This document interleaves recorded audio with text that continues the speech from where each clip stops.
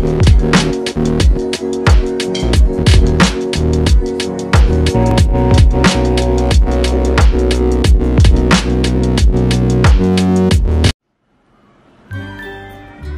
mga sangkay! Welcome back to my channel. Ngayong gabi, ang dinner namin kasi simpleng lang, fried chicken. Tinamad ako, so bumili kami sa labas sa isang food chain. Pangalanan lang natin na dat. Kaya,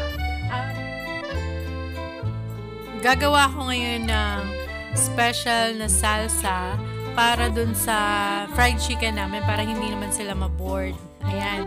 Okay, sige mga sangkay, enjoy watching!